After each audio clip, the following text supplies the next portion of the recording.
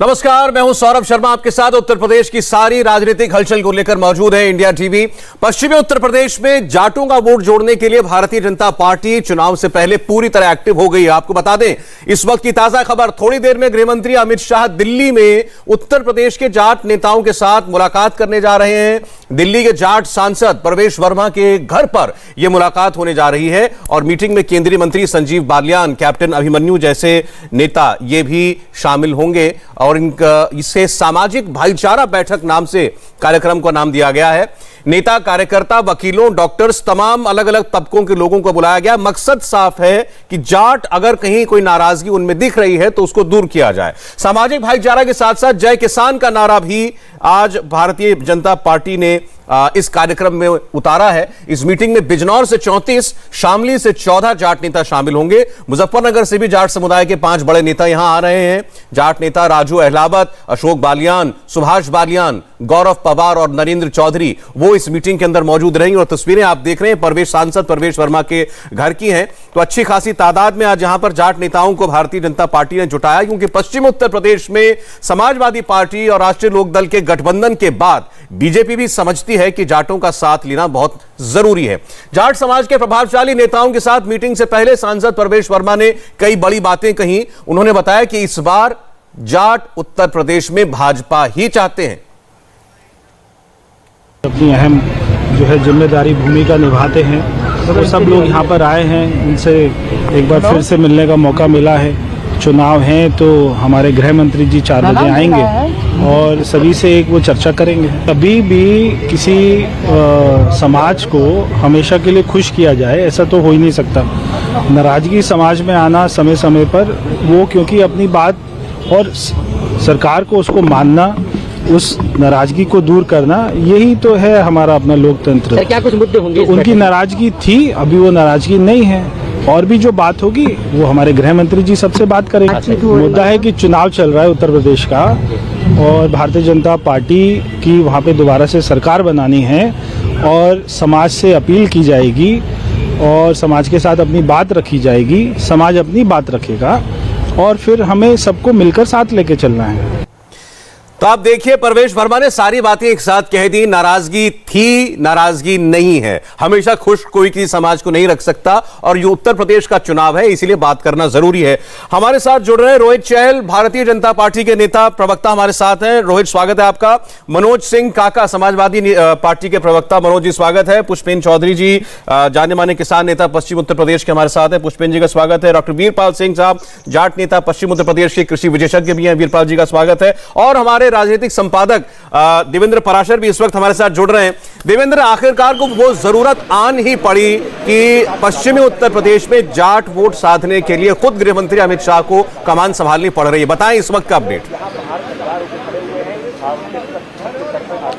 और सौरभ, थोड़ी देर में गृहमंत्री अमित शाह यहाँ पे पहुँचने वाले हैं। हालांकि आप देखें तो पिछली बार भी जब चुनाव था तो अमित शाह ने ये बैठक की थी, जाट नेताओं के साथ बैठक की थी। और न सिर्फ पिछले विधानसभा चुनाव के समय बल्कि 2014 का जब लोकसभा चुनाव था तब भी जब वो पश्चिम उत्तर प्रदेश में जाते थे, कैंप करते थे, तो शुरू के दिनों में देर रात तक उनकी बैठकें चलती थी उसमें जाट नेताओं के साथ। और क्योंकि उसमें बड़ी कोशिश उनकी ये थी कि उस समय चल रही थी कि RLD से कैसे जाटों को और जो जाट वोट बैंक है उसको खींचकर बीजेपी के साथ लाया जाए। उसमें आपने देखा कि चाहे 2014 का चुनाव हो, 2017 का चुनाव हो, 2019 का चुनाव हो, पश्चिम उत्तर प्रदेश में बीजेपी का प्रदर्शन अच्छा रहा तो उसमें जाटों की भी अहम भूमिका रही। आबादी के लिहाज से पश्चिम उत्तर प्रदेश में भले ही जाट तीसरी संख्या में आते हो, तीसरे नंबर पर आते हो, लेकिन माहौल बनाने के लिए उनकी भूमिका बहुत ज्यादा महत्वपूर्ण हो जाती है।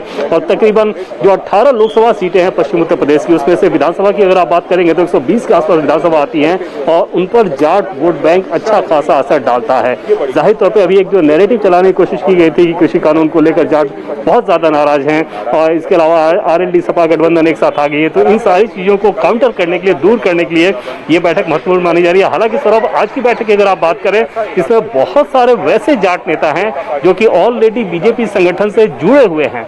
जाहिर तौर पे इनके ऊपर ये जिम्मेदारी रहेगी अमित शाह का संबोधन और उनके साथ जो संवाद होगा कि इस मैसेज को वो जाट समुदाय में, जाटों के गाँव के बीच लेकर जाएं और उस मैसेज का फैलाव करें, क्योंकि फिजिकल रैलीज अभी हो नहीं रही है। अच्छा, इसके लिए प्रवेश वर्मा के घर को चुना जाना दिल्ली में, इसको भी जरा समझाइएगा।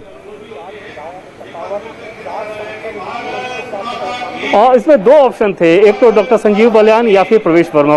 डॉक्टर संजीव बालियान के यहाँ होता तो शायद दूसरे जो जाट नेता हैं जैसे डॉक्टर सतपाल सिंह की ही बात कर लें तो उनको शायद ये होता कि हमारे यहाँ क्यों नहीं आ रहा है, तो उस लिहाज से शायद प्रवेश वर्मा का घर चुना गया होगा। प्रवेश वर्मा भले ही दिल्ली के जाट नेता हैं लेकिन पश्चिम उत्तर प्रदेश में भी ये एक्टिव रहते हैं और संभव है कि इसकी वजह से इनके घर का चयन किया गया। लेकिन जैसा कि पहले मैंने आपको बताया कि इस बैठक में बहुत सारे वैसे नेता हैं जो कि ऑलरेडी बीजेपी संगठन के हैं, और चाहे आप मोहित बेनीवाल की बात कर लें या देवान सिंह बात कर लें जो कि पहले विधायक थे, मंत्री भी थे, इस बार उनका टिकट कटा हुआ है, तो ऐसे सारे लोगों की संख्या भी बहुत ज़्यादा है और जाहिर तौर पर इनकी मौजूदगी इस बात को साफ साफ बता रही है कि इनके ऊपर ये जिम्मेदारी रहेगी कि अमित शाह के संदेश को लेकर अलग अलग क्षेत्र में जाकर अपने अपने इलाकों में जाकर उस मैसेज को पहुंचाएं। रोहित चहल, जैसा अभी देवेंद्र बता रहे हैं, ये तो वो नेता हैं जो पहले से आपके साथ मौजूद ही, आपके साथ जुड़े हुए। सवाल तो उन जाटों को मनाने का है ना जो इस बार आरएलडी के सिंबल पर वोट करने की बात कह रहे हैं, जो कह रहे हैं कि हम किसान आंदोलन की वजह से भाजपा से नाराज हैं। सौरभ जी देखिए, जहां तक जाट समुदाय की बात है, जाट समाज की बात है, मैं कुछ जाट समाज से आता हूं और जाटों ने चाहे 2014 का चुनाव था, 17 का चुनाव था, 19 का चुनाव था, हमेशा भारतीय जनता पार्टी का साथ दिया। भारतीय जनता पार्टी नरेंद्र मोदी जी के नेतृत्व पे, योगी जी के नेतृत्व पे भरोसा जताया है और निश्चित तौर पे इस वाले चुनाव में जरूर होने वाला है। और देखिए, जहां तक आपने बात, जो प्रश्न था कि देखिए आप अगर कहें तो सब लोग, क्योंकि अगर आप इतने जाट भी अगर वहां पे भारतीय जनता पार्टी के एक सांसद के घर पे हैं तो समझिए कि जाट समुदाय जो है वो कहीं ना कहीं भारतीय जनता पार्टी के साथ खड़ा है। जाट समुदाय कभी भी, जो आरएलडी ने देखिए 3 सीटें सिर्फ जाट समाज को दी, बागपत जहां पे जाट लैंड जिसको कहा जाता है वहां पर भी एक मुस्लिम कैंडिडेट को टिकट दे दी, चाहे बुलंदशहर हो वहां पर भी आरएलडी ने मुसलमान को टिकट दी, बीजेपी ने 21 जाटों को टिकट दी, आरएलडी ने से 3 जाट उम्मीदवारों को सिर्फ टिकट दी। तो कहां जाटों की बात कर रहे हैं वाले आज खड़े हैं। एक बात देखिए, जाटों ने, जहां तक बात है, जाटों ने कभी भी, जो आपने अगर याद हो जिस तरीके से कवाल कांड है, वो जाट भूला नहीं है। जाटों को पता है किस तरीके से मां बहनों की इज्जत। रोहित, एक मिनट रोक रहा हूं, आपको आता हूं मैं आपके पास। अभी जो गाड़ियों का काफिला आपको दिखाई दे रहा है, ये गृहमंत्री अमित शाह की गाड़ियां हैं और ऐसा लग रहा है कि वो वहां पर बस अब पहुंचने ही वाले हैं या पहुंच चुके हैं प्रवेश वर्मा के घर पर, जहां पर यह मुलाकात होनी है। और ये जिम्मेदारी एक बार फिर गृहमंत्री अमित शाह ने अपने कंधों पर ली है कि किसी भी तरीके से वोटों का नुकसान भारतीय जनता पार्टी को पश्चिमी उत्तर प्रदेश में न हो पाए। वजह उसकी बिल्कुल स्पष्ट है, जो गठजोड़ इस बार हुआ है सपा आरएलडी का, उसको एक बड़ा मजबूत गठबंधन और साझेदारी माना जा रहा है। सवाल लेकिन रोहित, जैसे अभी आपने कहा कि पहले भी ऐसा कहा जाता था लेकिन नुकसान नहीं हुआ। 2014-19 को छोड़ दिए क्योंकि वो मोदी जी के नाम के चुनाव थे। 2017 में सपा और आरएलडी एक साथ नहीं थे, इस बार हैं, इसीलिए आपके लिए चिंता की बात है। देखिए, आज देखिए मैंने जिस प्रकार से कहा, जाट जो है, हमारे जाट भाई जो है, जाटों ने पहले भी बीजेपी का साथ है और जाट अभी भी देने वाला है। जाट उनका साथ नहीं देगा जो जयंत चौधरी कहते हैं हमने क्या जाटों का ठेका ले रखा है। तो जयंत चौधरी कवाल कांड के जो लोग थे उनके साथ जाके मुसलमानों के साथ मुजफ्फरनगर में जाके खड़े होते हैं और जाटों का एक जाट के साथ घर तक नहीं जाते। वो जयंत चौधरी जो मौलाना जो जाटों के खिलाफ बात करते हैं उसके पैरों में गिर जाते हैं, पैर छूने का काम करते हैं। देखिए, आज मैंने बताया सिर्फ 3 जाटों, बागपत तक में इनको जाट नहीं मिला और आप बुलंदशहर जैसी जो जाट बैठे वहां पर भी इनको कोई जाट के छोड़िए हिंदू तक भी नहीं मिला। हिंदू समाज की अगर बात करें तो ये अपने आप में बताता है जिस प्रकार से जाट समाज जो है वो जाट। ठीक है, चलें, मैं आपकी बात का जरा एक बार मनोज जी से मैं ले लूं, क्योंकि मनोज जी बार बार देखिए वो कह रहे हैं बागपत से, अपने गढ़ तक से तो जाट को उतारा नहीं उन्होंने, और आरएलडी बात कर रही है जाट वोटों की, सपा बात कर रही है जाट वोट लेने की। देखिए, जाटों के बारे में एक कहावत है सौरभ जी कि जिसके साथ जाट उसके होंगे ठाट, और जाट समुदाय, चौधरी पुष्पेंद्र जी बैठे हैं, बहुत ही वरिष्ठ किसान नेता हैं, इनके आर्टिकल तक हम लोग पढ़ते रहते हैं। जाट समुदाय ये जानना चाहता होगा और ये सवाल करना चाहता होगा कि जब उसके नेता सतपाल मलिक जो स्वयं भारतीय जनता पार्टी में है, उन्होंने जो सवाल खड़े किए उस पर भी कितना संवेदनहीनता दिखाने का काम किया देश के प्रधानमंत्री जी ने, वो स्वयं कहे। और जाट समुदाय देखा होगा कि उनके नेता चौधरी चरण सिंह, जिन्होंने इस देश में विमर्श दिया था कि भारत के खुशहाली का रास्ता खेत खलिहान और ग्रामीण भारत से होकर गुजरता है,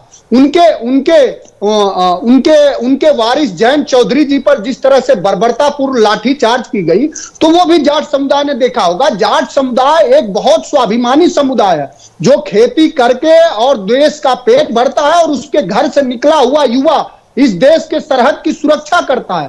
तो वो समुदाय ने देखा कि किस तरह से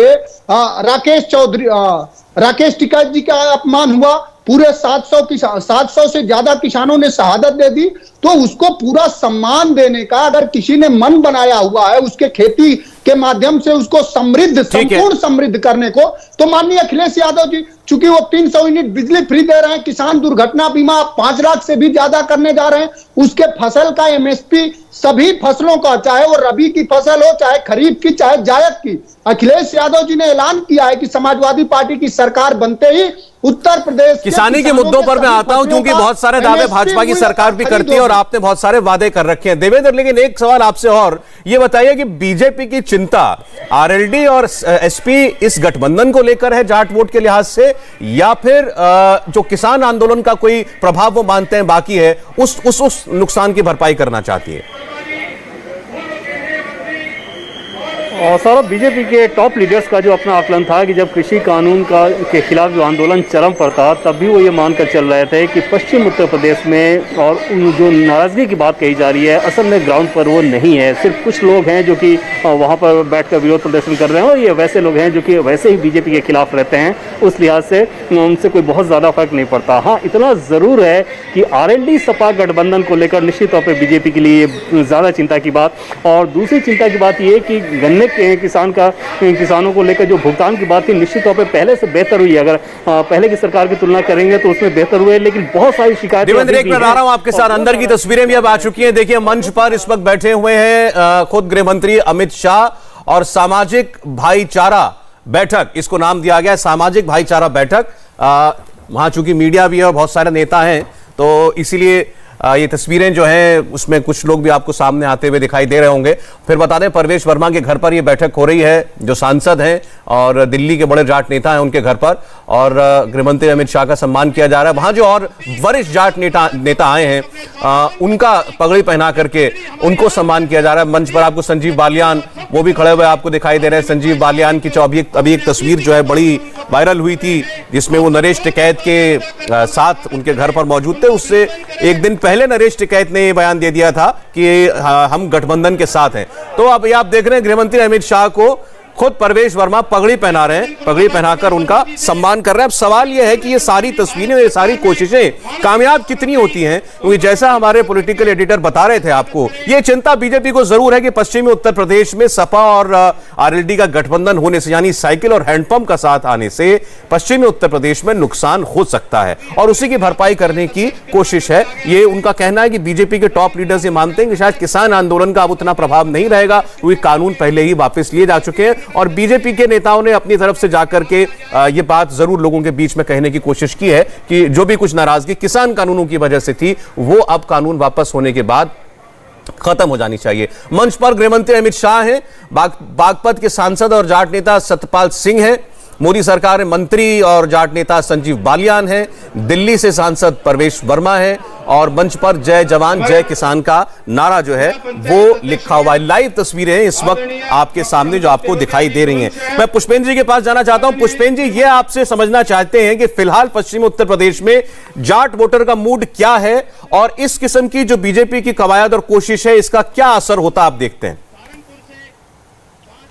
देखिए सौरभ जी, मैं थोड़ा सा इसका बैकग्राउंड बता दूं। जब जाट आरक्षण मार्च 2015 में केंद्रीय सेवाओं से समाप्त हुआ था सुप्रीम कोर्ट के माध्यम से, उसके बाद स्वयं प्रधानमंत्री जी ने एक बैठक इसी प्रकार की जाट नेताओं की अपने आवास पर बुलाई थी, और उन्होंने उसमें यह कहा था कि भाई जाट भाइयों, मैंने आपका नमक खाया है जब मैं यहाँ पर हरियाणा का प्रभारी था, और आपको जाट आरक्षण मैं दिलवाऊंगा। लेकिन वो आरक्षण आज तक नहीं मिला। उसके बाद 2016 में जाटों का विशाल आंदोलन, जिसमें 2 दर्जन से ज्यादा जाट भाइयों की शहादत भी हुई थी, हरियाणा में हुआ था। और उसके बाद फिर जो है मीटिंग में कहा गया था, हम आपका जो है ये काम करेंगे, आप बिल्कुल निश्चिंत रहिए, वार्ता जब हुई थी। उसके बाद 2017 के चुनाव से पहले अमित शाह जी ने इसी प्रकार की मीटिंग जैसी ये हो रही है, चौधरी वीरेंद्र सिंह जी जो है, जो हरियाणा के प्रमुख नेता है, किसान नेता, उनकी कोठी पर ऐसी मीटिंग बिल्कुल जैसी ये हो रही है बुलाई थी और ये कहा था कि जाटो आपने जो है हमारा साथ दिया है, आप दें तो हम आपको ससम्मान जाट आरक्षण देंगे। एक तो ये विषय खड़ा हुआ है, मैं तथ्य आपके सामने रखना चाह रहा हूं जी। दूसरा, क्योंकि किसान बिरादरी 90% जाट बिरादरी 90% किसान भी है, तो किसानों की एक नाराजगी, जो ये कानून वापस लिए हैं यहां तक तो ठीक है बात, लेकिन 13 महीने तक यहां बैठे रहे, इनके ऊपर तरह तरह के अत्याचार हुए। उसके बाद जो इसकी भी सारी मांगे थी, जैसे एमएसपी की लीगल गारंटी देने की बात है, वो आज तक पूरी नहीं की गई। और टेनी महाराज ने जो किसानों को रौंदा उसकी जीप के तले, वो भी मुद्दा अभी खड़ा हुआ है। तो ये मुआवजे का, मुकदमे वापसी का, ये मुद्दे भी खड़े हुए हैं जिस पर जो है नाराजगी बनी हुई है। लेकिन इन सारे मुद्दों पर पुष्पेंद्र जी, जब अब अगर प्रधानमंत्री की तरफ से ये बिल्कुल खुलकर कह दिया गया कि ये सारी बातें मान ली गई हैं, और उसके बाद नेता, गृहमंत्री स्तर के मंत्री सब जा रहे हैं, लोगों के बीच में जा रहे हैं, मैं ये जानना चाह रहा हूं इसका चुनाव से ऐन पहले प्रभाव पड़ेगा या नहीं पड़ेगा? नहीं, मैं उसी पे आ रहा था। देखिए, इसमें जो है जहां तक संयुक्त किसान मोर्चा है, उसने अभी फिलहाल अपने आप को इसमें न्यूट्रल रखा हुआ है कि भाई हमने एक मुद्दा था वो उठाया, अब इसमें आगे जो है हम ना किसी के साथ दे रहे हैं ना किसी के खिलाफ जा रहे हैं। 31 तारीख को पुनः इसका अवलोकन किया जाएगा, उसके बाद संयुक्त किसान मोर्चा इसमें निर्णय लेगा कि भाई 31 तक इनकी बाकी शर्तें जो नहीं, मैं छोड़ दीजिए आप संयुक्त, मैं आज आपसे संयुक्त किसान मोर्चा के एक साथी के नाते बात ही नहीं कर रहा, मैं तो आपसे पश्चिम उत्तर प्रदेश के निवासी और एक जाट समुदाय के व्यक्ति के नाम पे पूछ रहा हूं, आपको क्या लगता है जाट सेंटिमेंट क्या है इस वक्त? देखिए, जाट सेंटिमेंट जिस प्रकार कुछ टिकट वितरण हुआ है उसमें कुछ नाराजगी बनी हुई है। जाटों को लगता है कि उनकी खुद की कुछ सीटें जो थी, जो राष्ट्रीय लोकदल ट्रेडिशनली अपने जाट साथियों को लड़ाया करता था, उस पर उन्होंने उसको टिकट नहीं दिया है। उस वजह से नाराजगी कुछ बनी हुई है और उनको यह भी लगता है कि समाजवादी पार्टी के साथ गठबंधन तो चलो ठीक है, लेकिन कुछ सीटें जो हमें मिलनी चाहिए थी वो हमें नहीं दी गई है, या उनके कैंडिडेट हमारे टिकट पे लड़ रहे हैं। तो स्थानीय जो लोग हैं, मतलब कार्यकर्ता हैं, उसमें एक नाराजगी बनी हुई है, ऐसी सूचनाएं हैं, ये मैं तथ्यात्मक दे रहा हूं। अब निश्चित रूप से इस नाराजगी का क्या प्रभाव पड़ेगा क्या नहीं पड़ेगा ये तो चुनाव के समय पता लगेगा, कि लेकिन एक नाराजगी है कहीं ना कहीं। बताइए मनोज जी, अब ये तो पुष्पेंद्र जी, तो आप किसी भी तरीके से नहीं कह सकते ना कि ये बीजेपी के साथ है, ये तो आंदोलन में खड़े रहे महीनों महीनों बीजेपी की सरकार के खिलाफ। जो बात अभी कह रहे थे रोहित चहल, तथ्यात्मक रूप से वो भी उसका समर्थन कर रहे हैं।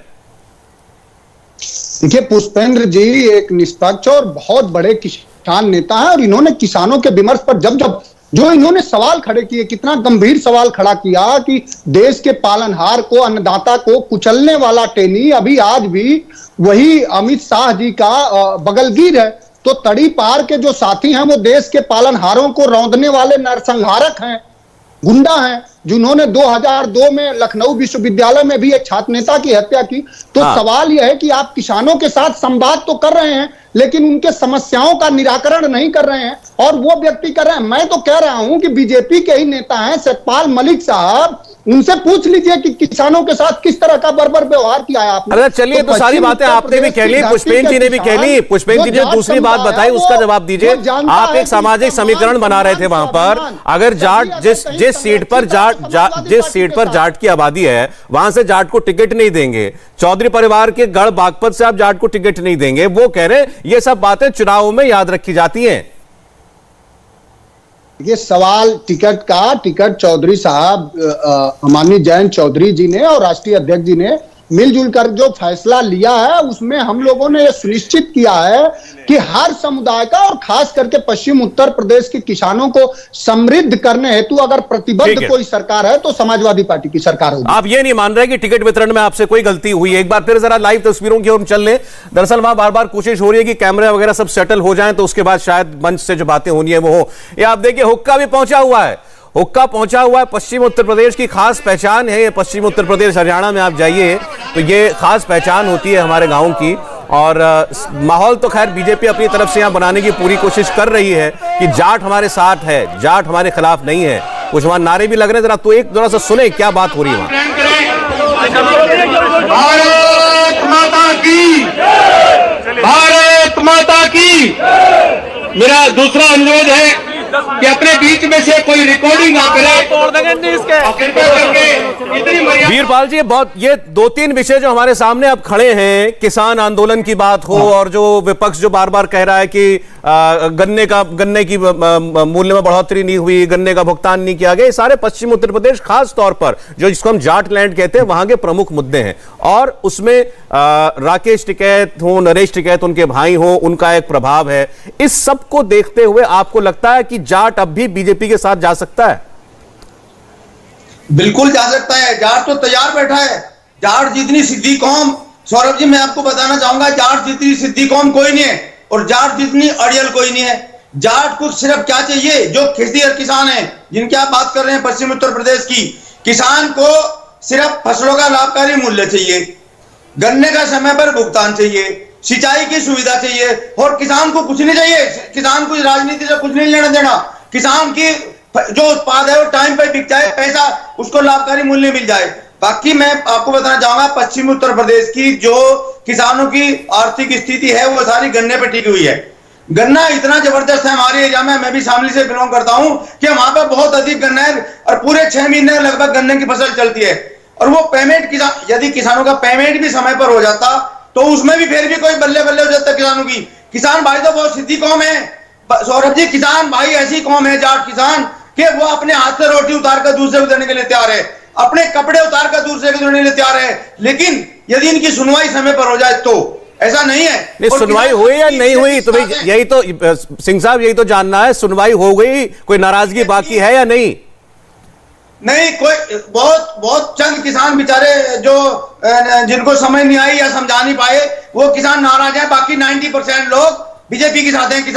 किसान सब कह रहे हैं, आप यहां सुन लेना, किसान अभी भी कहेंगे गांव में जाकर तो देखो हर गांव में हर जगह कोई ना कोई आदमी एंटी इनकम्बेंसी तो होती है, इसमें तो कोई सकने ना कोई डिनाई कर सकता। लेकिन किसान भाई बहुत आराम से समझने वाले हैं और कहने वाले हैं। और ये लोग बार बार जो बिना मतलब की बात उठा रहे हैं, कहीं की बात यहाँ पे बोल रहे हैं, यहाँ पे टू दी पॉइंट बात करनी चाहिए मेरे हिसाब से।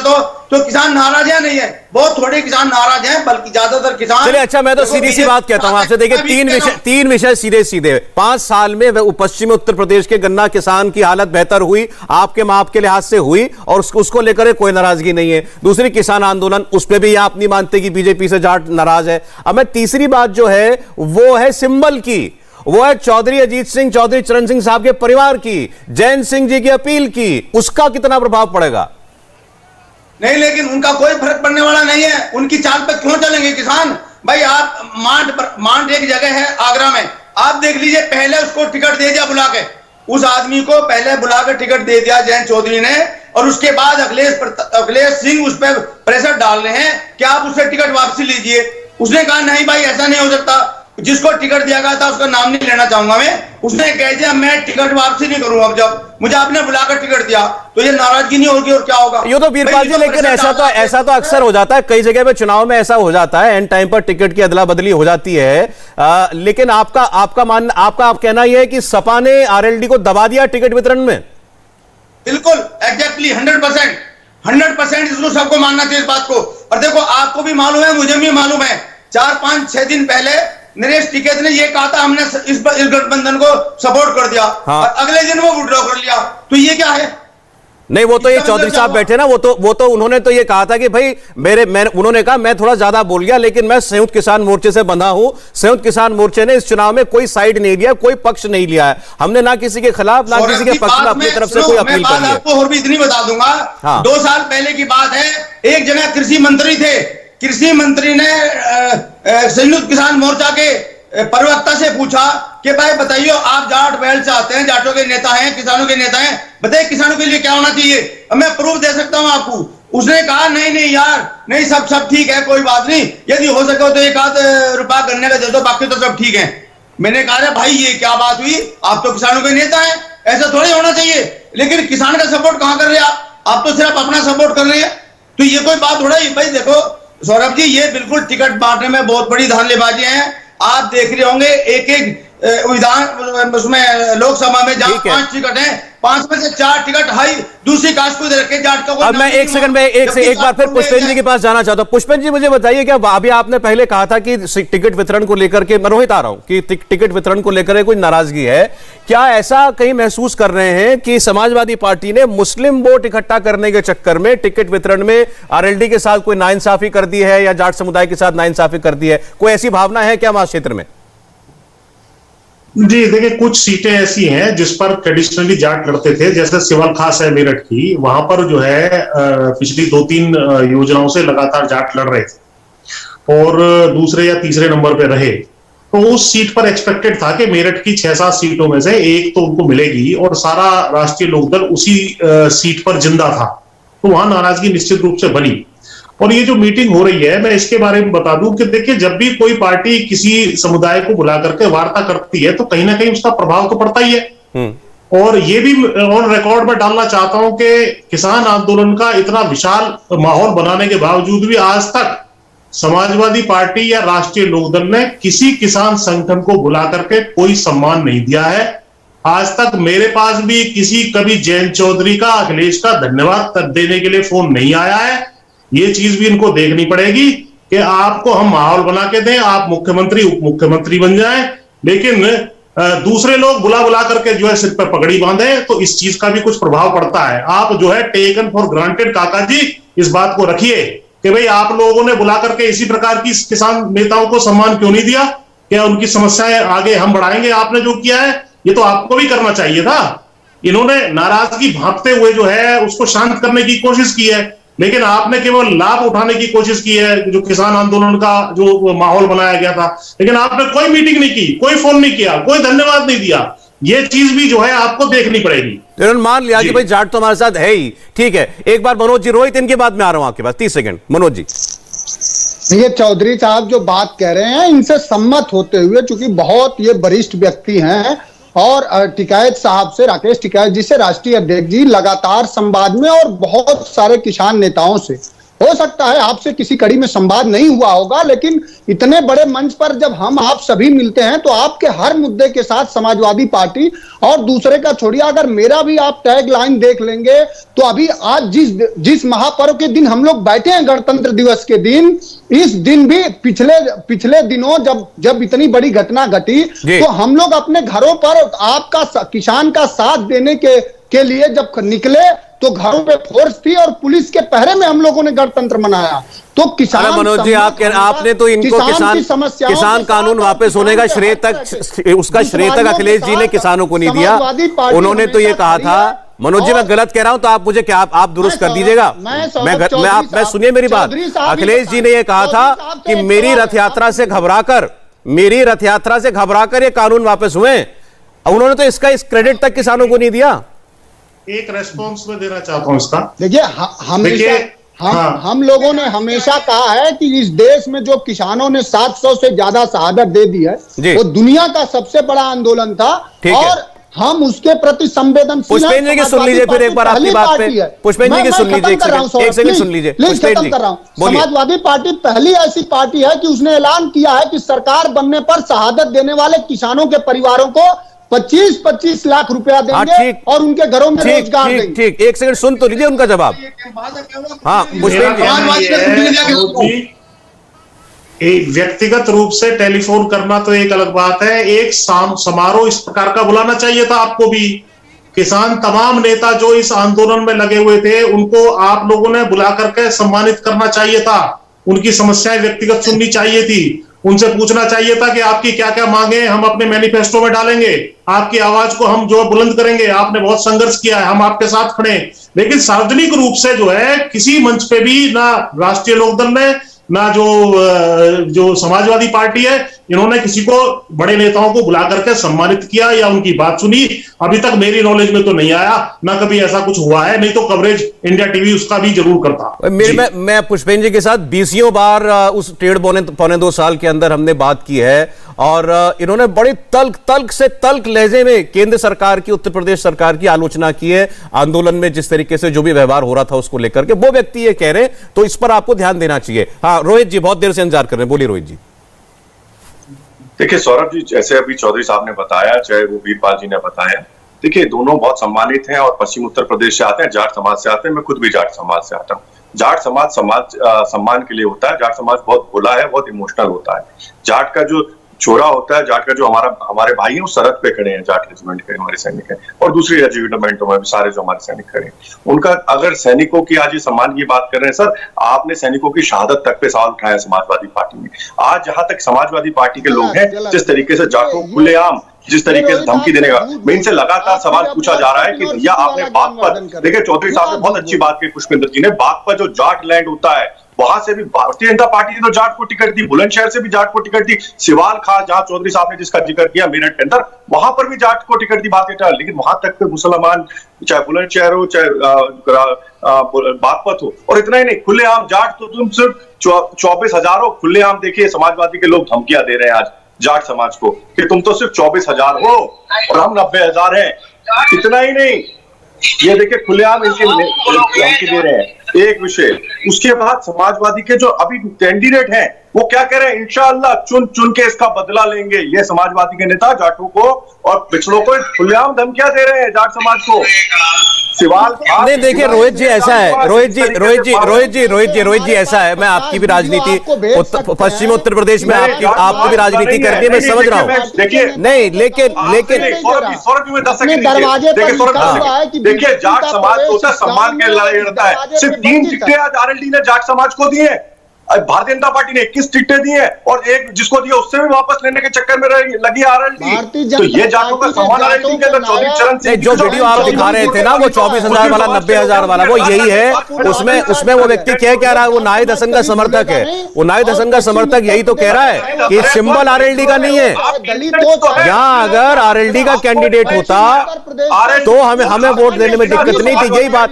यही बात पुष्पेंद्र जी भी कह रहे हैं, यही बात वीरपाल जी भी कह रहे हैं। एक सेकंड, ठीक है, ये कैंडिडेट नहीं, अब ये जो, हाँ, अब ये जो वीडियो आप दिखा रहे हो ना, नहीं मैंने देखा, हमने दिखाया है, हमने भी दिखाया है। रोहित जी हटाओ, हमने भी दिखाया है। वो व्यक्ति जो है उसमें किसी का नाम नहीं ले रहा, किसी समुदाय का नाम नहीं ले रहा है। वो भाषा गलत हो सकती है, लेकिन उसमें किसी समुदाय का नाम नहीं है।